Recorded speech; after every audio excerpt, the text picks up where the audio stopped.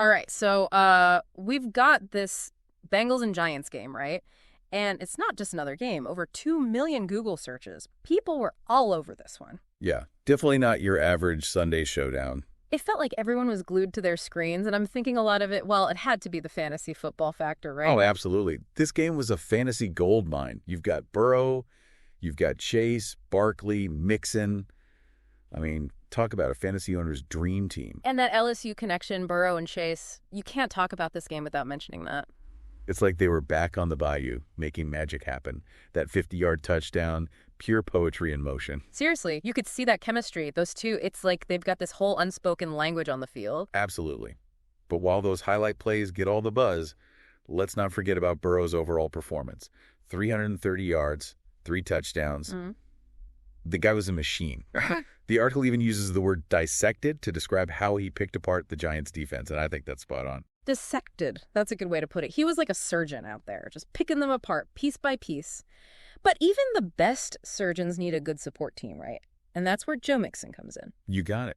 Mixon might not have had the flashiest numbers, but 95 rushing yards. That's huge for keeping the defense honest. Yeah, exactly. You can't just focus on the air attack. You got to keep those linebackers guessing. It's all about balance. 100%. A balanced offense makes life so much easier for the quarterback, especially when you're facing a tough defense like the Giants. Speaking of the Giants, let's talk about Daniel Jones. Bit of a mixed bag for him, right? Some good moments, some head scratchers. It's funny, the article calls him a polarizing figure, and I think that sums it up perfectly. He had that 1 touchdown pass, which was nice, but then those 2 interceptions, especially that one in the red zone, ouch. Yeah, those red zone turnovers, those will kill you. You're so close, and then bam, momentum shifter. Exactly. And you just knew going into this game with Callbarn Barkley in the backfield that the Giants were going to try to establish the run game. Barkley, he's usually good for a highlight reel play or 2 every game.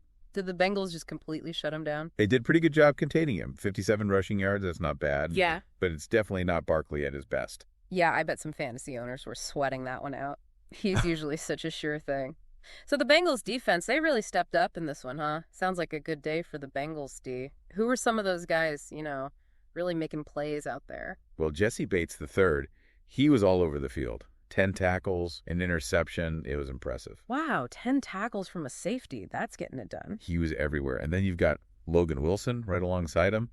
8 tackles, a sack. Talk about a defensive 1-2 punch. A 1-2 punch, I like that. Those two were everywhere.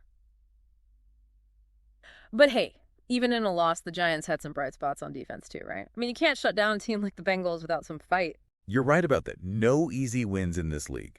The article pointed to Leonard Williams and Dexter Lawrence. Those guys were tough. Williams had 6 tackles and a sack. And Lawrence, man, he was a disruptive force. Remember that play in the second quarter where he just blew through the line and almost sacked Burrow? Oh, yeah. Burrow had to get rid of that ball quick. Pressure like that can really rattle a quarterback. No doubt.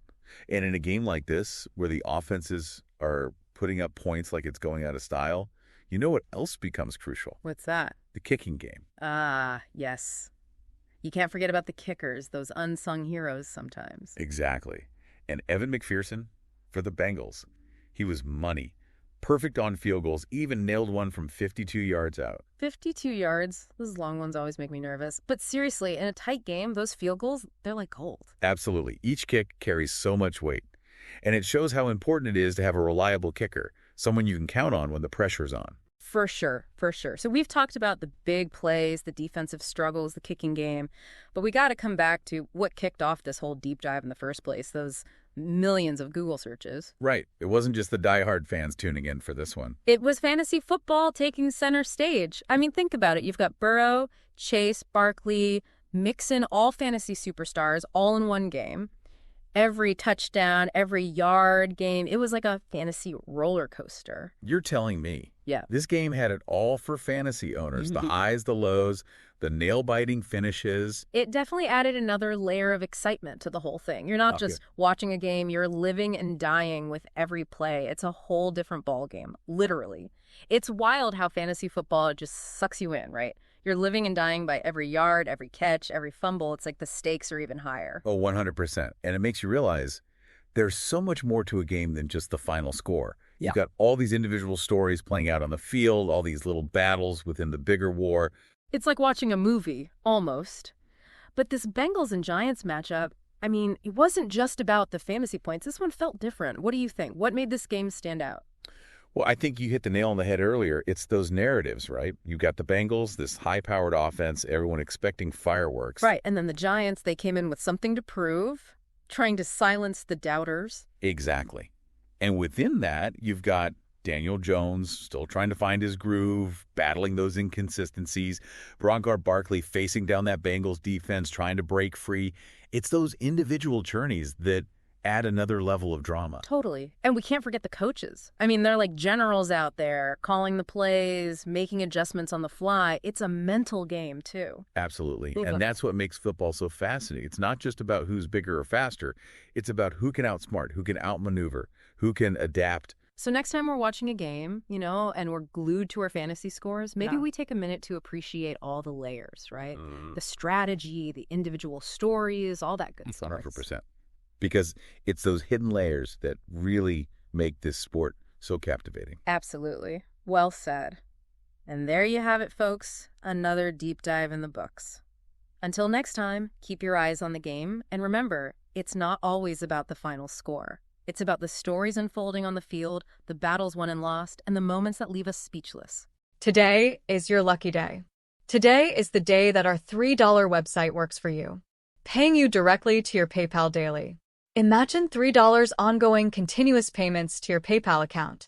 Imagine falling asleep and waking up to $300 in your PayPal account. How would this make you feel?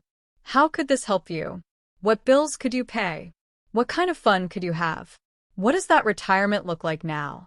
All for a one-time payment of $3. This website is DFY done for you, fully built and completely hosted, and never stops collecting payments for you. You have spent $3 on coffee on a regular, but that coffee won't help you create multiple streams of income. Click the link below.